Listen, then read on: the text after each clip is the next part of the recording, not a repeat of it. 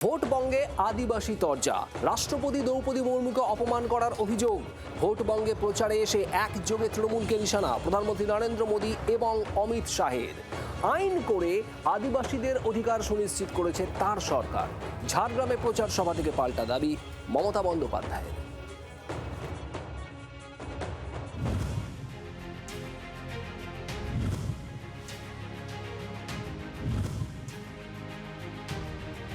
Super স্যাটারডেতে যুযুধান Trinamool বিজেপির রথী মহারথীদের vote প্রচারে তুঙ্গে উঠল আদিবাসী তরজা। রাষ্ট্রপতি দ্রৌপদী মুর্মুর সম্মেলনে স্থান পরিবর্তন, প্রোটোকল লঙ্ঘন ও নিরাপত্তার গাফিলতির অভিযোগ ঘিরে তৃণমূলকে একযোগে নিশানা করলেন নরেন্দ্র মোদী ও অমিত শাহ। দ্রৌপদী মুর্মু আদিবাসী সমাজকে অপমানের অভিযোগে তৃণমূলের বিরুদ্ধে সরব হলেন প্রধানমন্ত্রী ও কেন্দ্রীয় মন্ত্রী।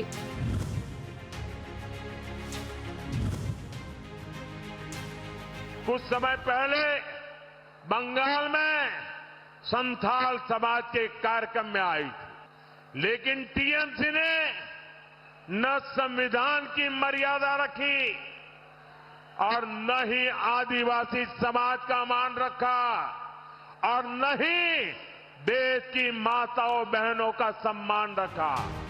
জঙ্গলমহলের পুরুলিয়া ও বাঁকুড়ায় শনিবার ভোট প্রচারে সভা করেন কেন্দ্রীয় স্বরাষ্ট্রমন্ত্রী অমিত শাহ। সেখানে রাষ্ট্রপতিকে অসম্মানের অভিযোগে তৃণমূলকে নিশানা করলেন তিনি। द्रौपदी मुर्मू जी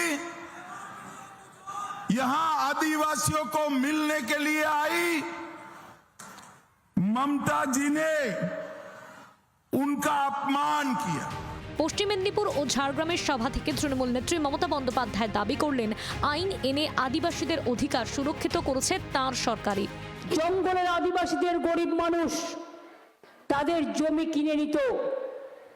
আমরা আইন করেছি যে জঙ্গলের আদিবাসীদের জমি কিনে নেওয়া যাবে না, জঙ্গলের অধিকার আদিবাসীদের হাতে দেওয়া হয়েছে। গত 7ই মার্চ রাজ্য সাঁওতাল সম্মেলনে যোগ দিতে এসেছিলেন রাষ্ট্রপতি দ্রৌপদী মুর্মু। তার সম্মেলনে স্থান বদল হয়। রাজ্য প্রশাসনের বিরুদ্ধে প্রোটোকল লঙ্ঘন ও রাষ্ট্রপতি নিরাপত্তায় গাফিলতির অভিযোগ ওঠে, জানিয়ে তোলপাড় হয়েছে রাজ্য রাজনীতি। এবার ভোটের বাংলাতেও সেই ইস্যু উঠে এলো। ব্যুরো রিপোর্ট, জি24 ঘন্টা। বাংলার আওয়াজ, বাঙালির আবেগ, জি24 ঘন্টা।